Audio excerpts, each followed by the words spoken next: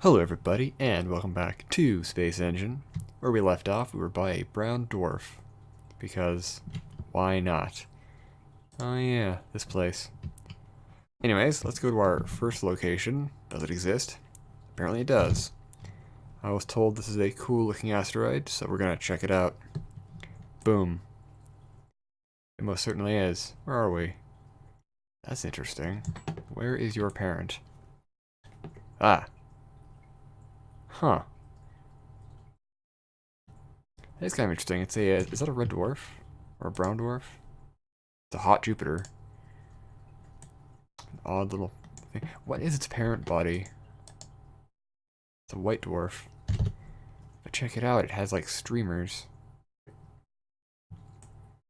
That's kind of cool. I like that. I like that a lot. So it's like actively, it's just being active. Wow. So obviously it pulled someone apart. It's really, really bright. And now I'm stuck in it, of course. I enjoy the moving accretion disk there. It's kind of pretty. It's not moving how I expected it to move, but I wonder, can I speed this up? No, that's exposure. That's the wrong button. There we go. Neat. Look at that. Anyways, back to one. That's kind of cool. It's an active white dwarf. Kind of like well, black holes do this too. If they're like active, you can get like huge streamers out of the poles, like X-rays and gamma rays. Pretty scary stuff. What else lives here? Red dwarf, white dwarf, and companions. Anyways, let's go to our next location, which I'm actually going to type this one in because, you know, life's hard. What is this? Oh, no, it's not space. No spaces in space. 849. Oh, this is always so tedious to watch. I apologize. 1405 dash 6 dash 17. This is horrible. I'm sorry. 9151 dash 514. It should exist. Does it not exist? Did I write something wrong? Dash 6 dash 14. Is there supposed to be a space between the RS? I don't know. 8496 1405 6 179 151 dash 514. Supposed to be a space in the RS? No? Is there no dash by the RS? Ah, there we go. Ah. I'm not a complete idiot. Or something. Anyways, this was a... I forgot what I was supposed to see here. Cool arid Terra. Super Neptune. Ooh, there's life here.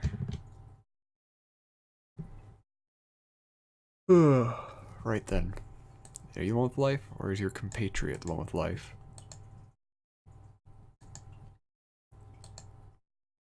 I'm pretty sure this one with life. It isn't the moon. Yeah, no, it is this one. Right. Sorry, it's very late, and well, for late for me. And I haven't slept yet. And I crashed into the planet. Lovely. Yay. Oh boy. I love when the game freezes. Right then. Let's try this again without getting too close. Oh, come on, faster. My goodness.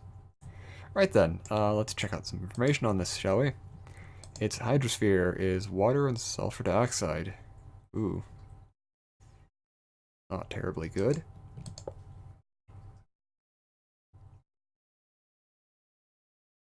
Its atmosphere is mostly nitrogen, a bit of oxygen, water.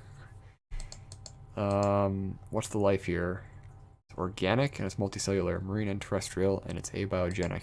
Interesting. Well then, that just looks unpleasant. That volcano. Anyways, where to now? I was actually asked a question that I found quite interesting, which was, can you have a terrestrial planet with a gas giant moon? And I thought about it, and it's like, I don't know. I've never heard of that, but I don't see why not. So I looked into it, because I honestly did not know. And the answer is apparently no. But that's a very lame-ass answer.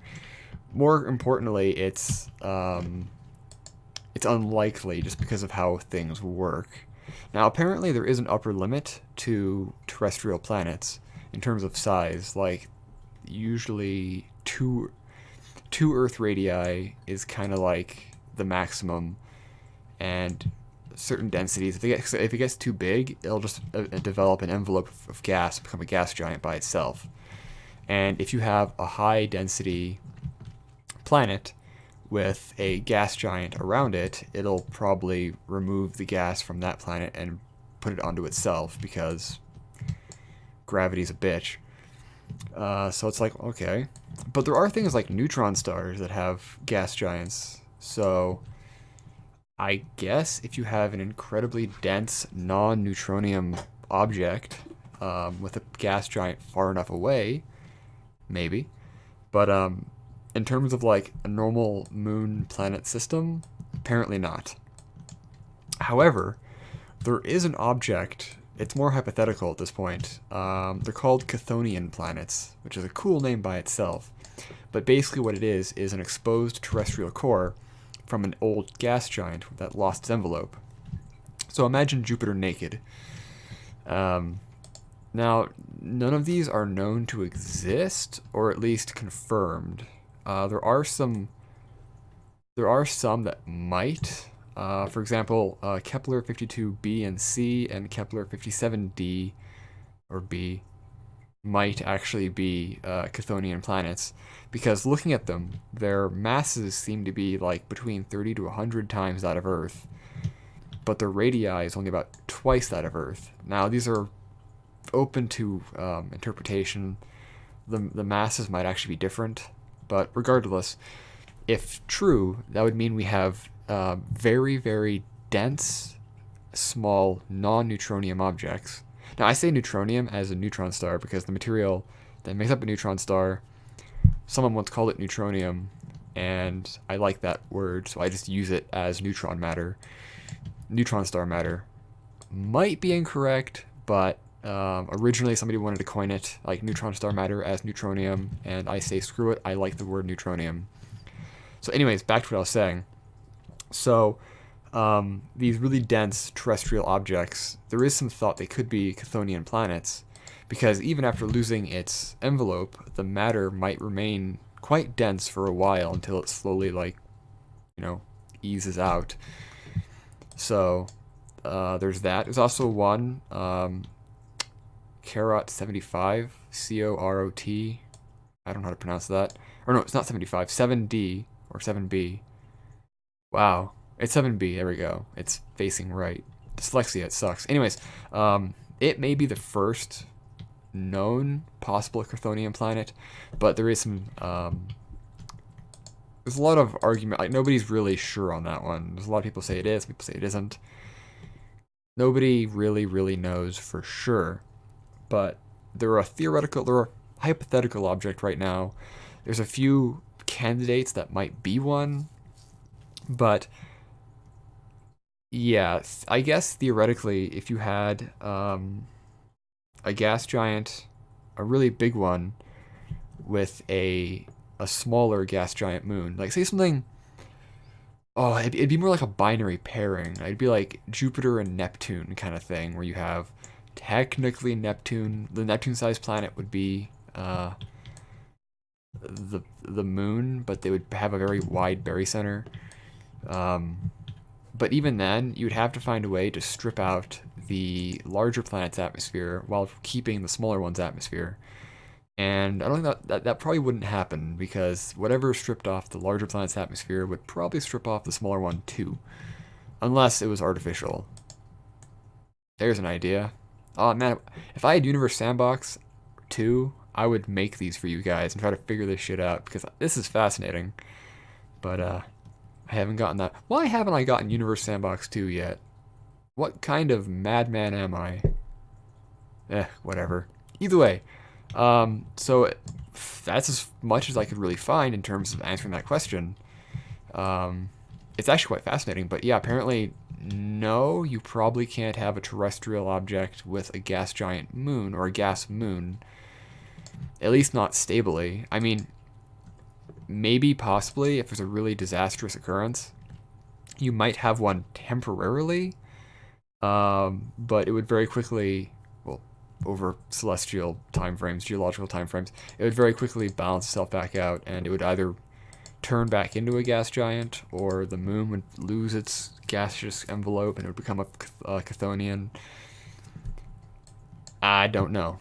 Like, it seems there's an upper limit for terrestrial planets that once they get to a certain size, you can't get them much bigger because they'll just develop gas envelopes and become gas giants because their gravity just takes over, which makes sense. Because like the center of Jupiter is thought to be quite massive, like both in size and just mass. So there is a possibility. Is my game frozen? My game is frozen. Oh, there we go. What the hell was that noise? Not important. Anyways, so if Jupiter lost its atmosphere, you would have a very large, very dense, I'm curious, a very large, very dense terrestrial object of unknown composition? You think about it, it's probably like right now in the center of Jupiter, buffeted by a layer of liquid metallic hydrogen, so who knows what kind of crap would be forming there. I mean, you wouldn't get like fusion temperatures, or would you? No, I don't think fusion actually takes place in the core of gas giants. No, it doesn't. But still, it's fascinating. Utterly fascinating. Of course, there's brown dwarfs. They're kind of an in-between of stars and planets. Don't know how they fit in. What the hell just happened? Okay. Double tapping escape does that apparently. I'm learning. Where are your friends? Black hole, Berry Center. Where's the carbon star? There it is. Sorry, I keep on yawning. It's really irritating. Good old carbon stars and its blue main sequence friend. Yeah, probably not going to live very long because, yeah, yeah, it's a B. OBs and like OBs don't generally live very long because they're very bright and very hot, so they live short lives and then, you know, usually explode or lose their layers and become dead stars. Whereas the cooler ones, like your yellows and your oranges and your reds, live for very long times.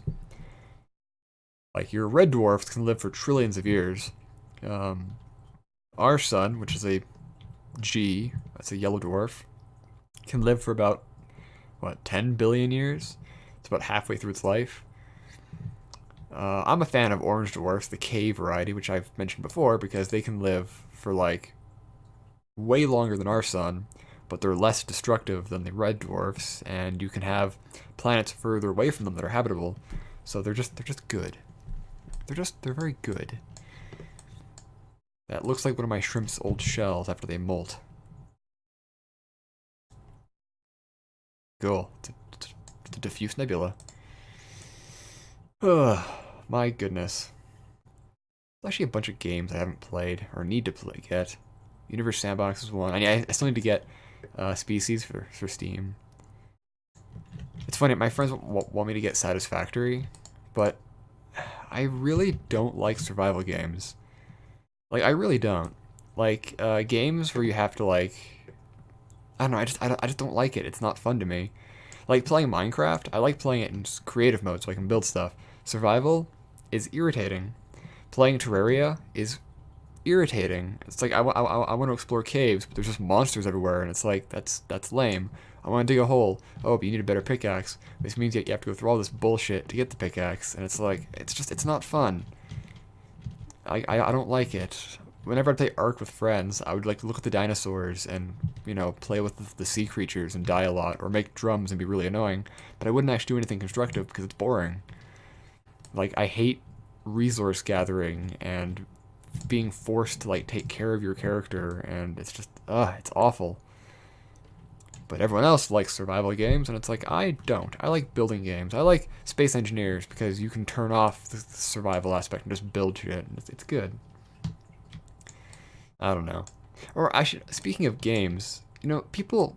There's a meme here. I was lucky, where it's like oh, games aren't fun anymore. I don't have the same level of fun I have with games I did as a kid. And it's like, well, probably because you grow up. That might be a thing. Also, I don't know. It seems like people just don't. Not how to describe it. People don't have fun with games anymore, it seems. Like, a lot of times you have people who play games like Dota, and they don't enjoy it. It's not fun, it's a chore, but they do it anyways, and they wonder why they're not having fun. It's like, well, you're playing a shitty game that makes you unhappy. That's probably why. There's a reason why I play games that make me happy.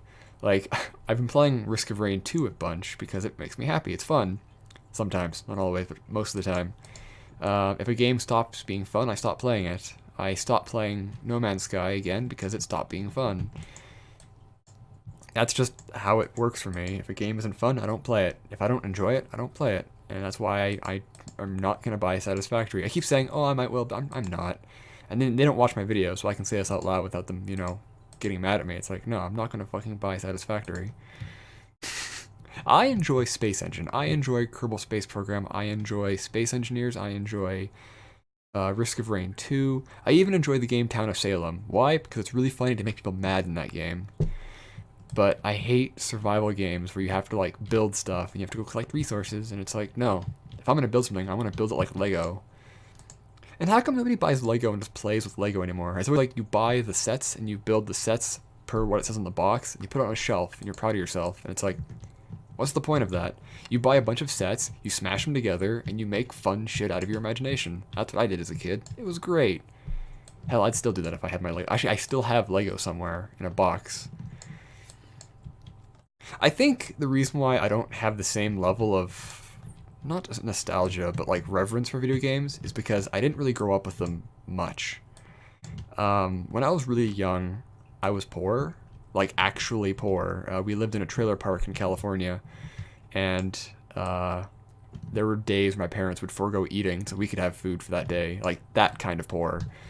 And I was only there for 3 years. Like when I was 3 to 5, I remember it being humid. I remember there were snails out back. I remember living in absolute nothing, but my parents still managed to like maintain us. But one time, they saved up for a while what they could, and we got a PlayStation 1, and we had 2 games for it: Ridge Racer and Crash Bandicoot, and they were great fun. We played them all the time. It was a family activity because we had nothing else to do. We didn't have cable or even. Yeah, no, we didn't have cable. We had a TV that was old. Even at the time, it was old. But, yeah. And I remember that was fun. When we moved back to Canada, our life situation improved immensely. But we were still lower class. Like, we were in between poor and middle class. But we were able to, like, we were better off anyways. So we got a couple more games for the PlayStation. We got, Crash Bandicoot 2 and 3, and Spyro 1 to 3. And I played Spyro a crap ton as a kid. That was my jam. We also got Crash Team Racing, which was fun. But again, we didn't actually have we had this one sample game for the PS1 that had a bunch of like demos for games, and one of them was like this football game that never worked. It's like you would start and it would immediately end, and there was like you had no idea how it functioned. It was, I swear it was glitched. Oh, we had Jet Moto too, which was a racing game on the PS1. I remember because I found one of the levels you could break out of the level and then go on forever. Because I would spend my time finding ways to break the games. It would piss off my brother, but I would do it anyways. On Crash Bandicoot 3, I found a way to like clone one of the dinosaurs by making it glitch out and give you multiple dinosaurs. That was fun. But anyways, at one point my brother got a PS2, and we got a couple more games for it. Ratchet and Clank, Going Commando. I remember a couple James Bond games. Myst 3 for the PS3, which was a lot of fun. But I was a nerd, so of course I enjoyed it. But yeah, anyways, it's like the whole point of the story was I didn't have a lot of games growing up. I had a PS1 when I was really little, and then a PS2 until my brother moved out, and then he took that with him, and I didn't have a PS2 anymore. And then I got a PS3 when I was in high school, and I have, I think, 14 games for it still. So it's like, yeah, I never had many games. When I was growing up, people who had like GameCubes and N64s, they were the rich kids, quote unquote, because, oh, to me, they were rich, because again, I was poor. So I never had a GameCube, an N64, NES, any of that. I had a Game Boy and a few Game Boy games, but actually no, I had two brothers. We all had to share it. Yeah, so three brothers sharing like game consoles. I had a fun growing up, as you could imagine. But yeah, so and because of that, I don't really have this reverence towards video games that people have, because I never really grew up with them as much, and I have more fun now playing games than I did growing up. I mean, I still love the Spyro games, and I recently got the original games for my PlayStation or my PS3. I downloaded them off the PS1 or off the PS1 store, and I played through them, and it was a lot of fun. I got to relive, some childhood fun and wonder, and I loved the level design, the sound design, the characters. Wonderful games. And that was it. It's like, well, I had fun. We're good now. But no, I'd say I have more fun nowadays than I had back in the day. I have more fun playing. I had more fun and childlike wonder of exploration playing KSB than I ever had playing a game as a kid, or playing Minecraft in high school, kind of thing. Was fun for the first time. It kind of is. But I don't know, it's like, people were like, oh, I don't enjoy games anymore, they're not fun, where's the childlike wonder, how come I'm not having fun? It's like, maybe it's because I had a different childhood, but it might also be because people don't seem to have fun with games because they don't choose to. Like, I don't know. I don't get why people play Dota. Dota isn't fun. Nothing about it is fun. No one I talk to even says it's fun. It's just like, it's a make yourself angry simulator, or League of Legends, or other MOBAs. The MOBA genre makes no sense to me. I don't know. I've played it. I tried playing Dota. I tried playing League, and I just had no fun, so I don't play it anymore. I don't like MOBAs. That's just me.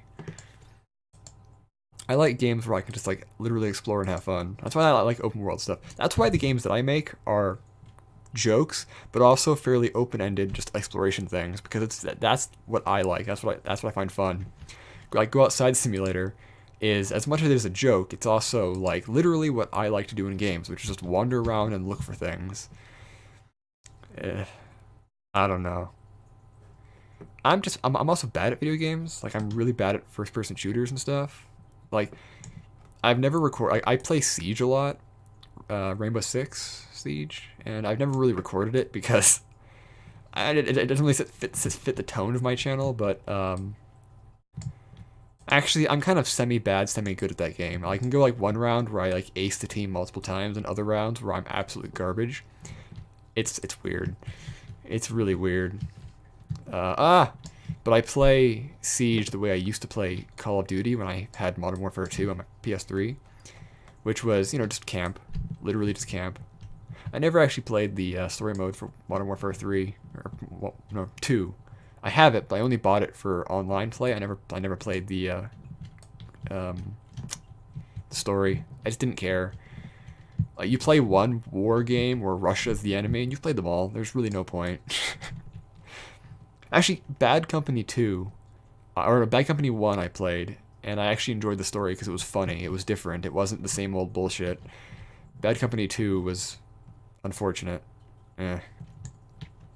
Anyways, it's gone on longer than I thought, but it's fun to talk about things. So, thank you all for watching. I hope you enjoyed, and space.